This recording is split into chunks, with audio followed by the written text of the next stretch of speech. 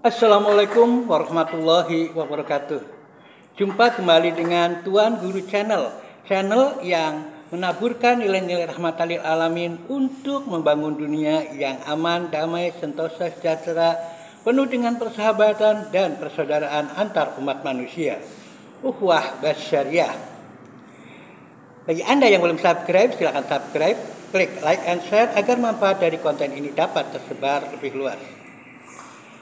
Saudara, saya masih ada di Masjid Darul Muttaqin, selesai mengikuti pengajian persiapan masuk surga yang diselenggarakan tiap hari Rabu hari pagi. Dan untuk saat ini kita memasuki pengajian Kitabul Ikhlas, ya, memasuki kajian tentang ikhlas.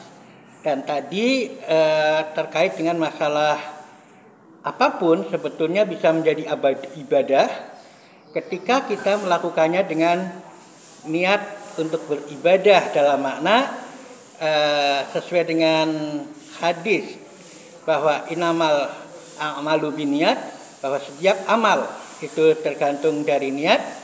Nah, maka dalam hal apapun kita berniat untuk beribadah, termasuk dalam hal-hal yang terkait dengan kehidupan pada umumnya. Nah, mungkin memilih pemimpin, mungkin memilih belanja, mungkin memilih makanan. Kalau dikaitkan dengan niat dan kemudian dikaitkan dengan ajaran yang kita lakukan, dengan syariat yang ada, dengan petunjuk-petunjuk baik Al-Quran maupun Sunnah Rasul yang ada, itu tentu saja niat kita untuk beribadah misalnya di bidang politik itu bisa tercapai. Jadi pemilu pun bisa menjadi ibadah. Waktu itu saya sampaikan begitu dan saya mendapat tanggapan seakan-akan saya itu menjual agama. Tidak, ya, bahwa kita bisa melakukan apapun, pilihan apapun bisa terkait dengan ibadah jika memang niat kita memang terkait dengan ibadah. Tentu saja kalau kita ingin menyempurnakan dengan niat ibadah yang baik, tentu saja caranya juga harus baik. Cara melakukannya harus baik, ya, caranya melakukannya harus baik.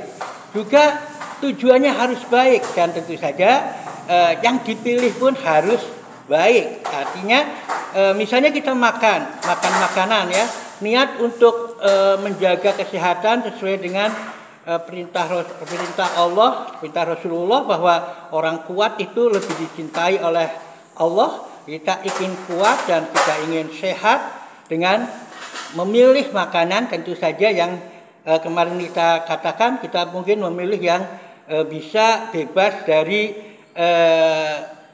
radikal bebas, free radikal, ya.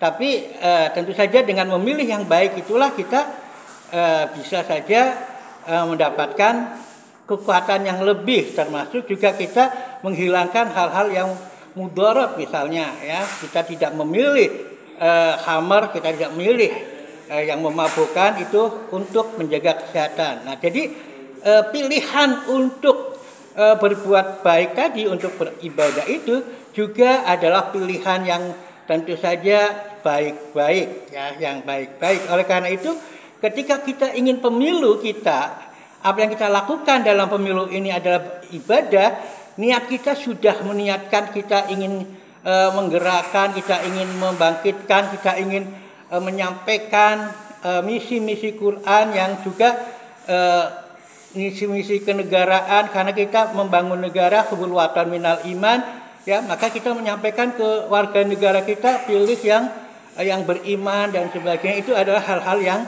yang memang harus dilakukan. Termasuk kita nggak bisa kita bilang ibadah ini, tapi kita tidak melakukannya dengan selektif, tidak melakukan seleksi terhadap berbagai calon yang mungkin lebih beriman, kemudian lebih beriman, kemudian ada lebih muttaqin. Nah, itu tentu saja seperti saya katakan bahwa saatnya kita memilih pemimpin dengan kriteria muttaqin, karena bahwa orang yang paling baik tentunya kalau paling baik itu lahir batin ya, semua fisik dan mental itu harus memang betul-betul lebih baik ya. Nah, orang yang paling mulia itu adalah orang yang bertakwa. Inna akramakum indallahi atqakum. Jadi ketika kita berniat untuk melakukan upaya-upaya pemilu sebagai epicentrum niat kita sebagai ibadah, karena niat adalah epicentrum ibadah kita, pusat dari tenaga ibadah kita, maka kita pun harus memilih memilih pemimpin-pemimpin yang lebih baik, yang paling takwa, yang paling mendekati kesempurnaan, mendekati tentu saja kepemimpinan Rasul. Ya, mendekati ya, nggak pernah sama ya, nggak ada yang akan sama dengan kepemimpinan Rasul yang luar biasa. Paling tidak punya gambaran-gambaran yang dia amanah, fatonah, kemudian sidik dan tabligh. Dia bisa menyampaikan hal-hal yang memang terkait dengan nilai-nilai ketuhanan yang Maha Esa. Nah, dengan demikian maka kita pun sekali lagi kita bersama-sama di bulan Rajab, bulan penuh berkah ini, dengan doa kita yang awal, Allahumma barik lana fi Rajab wa Sa'ban wa balighna Ramadan, kita melakukan saat ini membangun bangsa dengan memilih pemimpin dan wakil rakyat yang betul-betul paling baik ya, paling bertakwa. Nah, jadi saya katakan bahwa saatnya kita memilih pemimpin wakil rakyat dengan kriteria bertakwa. Jadikan kriteria bertakwa yang paling kita pegang untuk memilih baik calon presiden maupun wakil rakyat. Boleh jadi kita juga harus menganalisisnya ya. Menganalisisnya macam-macam. Kalau kita mau bikin proyek tape saja, kita mau dagang itu, kita harus menganalisis dengan analisis SWOT. Itu tentu saja kita memilih presiden, memilih wakil rakyat juga harus beranalisa. Analisa itu tidak hanya ini kuat, ini tegas, ini begini. Tidak, kelemahan-kelemahannya, kelemahan-kelemahan dan tantangannya. Nah, tantangannya juga harus dianalisa. Misalnya satu tantangan, misalnya ketika seorang ini dipilih, nanti bagaimana? Nah, ini kaitannya dengan interrelationship dari yang mungkin menyebabkan hal-hal yang tidak kita inginkan. Kita juga harus memposisikan sebagai sebagai kelemahan ya, dan tantangan itu apa. Nah, itu hal-hal yang kita harus mungkin perlu kita analisa. Boleh jadi kita juga analisa ketakwaannya bisa jadi di checklist ya, analisa checklist. Kolom presiden paslon 1, paslon 2, paslon 3. Pertama, baca Qur'annya 01 gimana? Oke, tidak, atau tanda tanya. Boleh saja dengan cara begitu kan. Nah, nanti oke-nya berapa, tanda tanya berapa, dianalisa paling baik mana. Itu bisa saja dengan untuk analisa konten ketakwaan ya, dan tingkat ketakwaannya. Sholatnya bagaimana, ya kan? Kemudian kaitannya dengan kepemimpinan, kaitannya dengan keislaman gimana? Kaitannya dengan masalah-masalah ubudiyah bagaimana? Masalah-masalah ubudiyah bagaimana? Masalah muamalahnya bagaimana? Juga masalah akhlaknya bagaimana? Paslon 01 misalnya ini mudah marah, 02 senyum-senyum, nomor 3 tidak tahu. Nah, itu bisa di checklist dan kita bisa menganalisa tingkat ketakwaan, karena itu berdasar dari tentu saja ayat-ayat ya. Jadi indikator-indikator itu bisa disusun berdasarkan dalil-dalil nakli yang ada. Misalnya kalau kemarin kita sudah terangkan bahwa salah satu runtutan ciri-ciri bertakwa ada di Al-Baqarah 15, kemudian nanti ada di Ali Imran juga 130 ke sekian ya. Misalnya orang bertakwa uiddat lil muttaqin, nanti ujungnya adalah bahwa mereka itu memaafkan manusia, ya kan, kemudian juga menahan hawa nafsunya, menahan amarahnya, ya kan, bahwa orang-orang yang bertakwa itu menahan amarahnya, kemudian memaafkan manusianya. Kita bisa jadi checklist, ya. Marah paslon 01 misalnya pemarah, 02 tidak tahu, 03 senyum-senyum. Nah, sama misalnya, itu bisa saja, ya kan, kita checklist.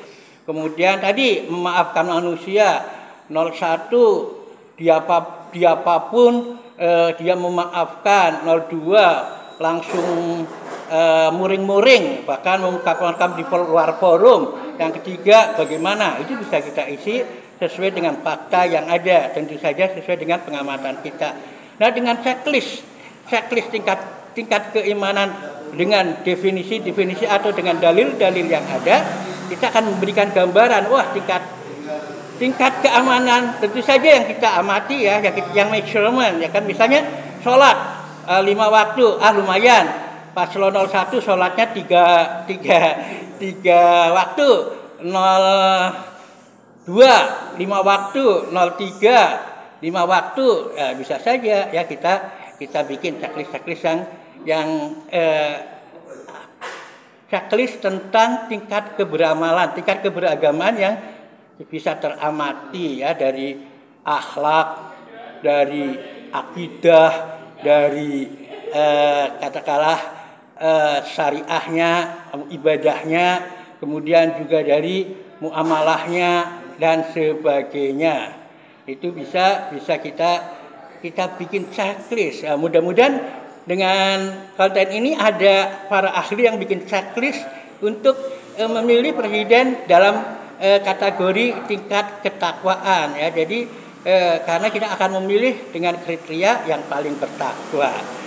Itulah yang tadi kita kaji kali ini tentang kitab Ikhlas. Pada akhirnya semua hal yang kita lakukan dengan lillahi ta'ala akan, dan kita fokuskan, niatkan untuk ibadah, maka hal itu menjadi epicentrum dari getaran kita nantinya dalam beramal. Dan kalau kita sudah menetapkan sebagai ibadah, tentu saja kita harus tahu ibadah itu caranya yang baik, juga pilihannya yang baik, kaifiyahnya baik, dan itu tidak bisa ibadah itu ngoyo-woro, ya, kita seenaknya sendiri nggak bisa.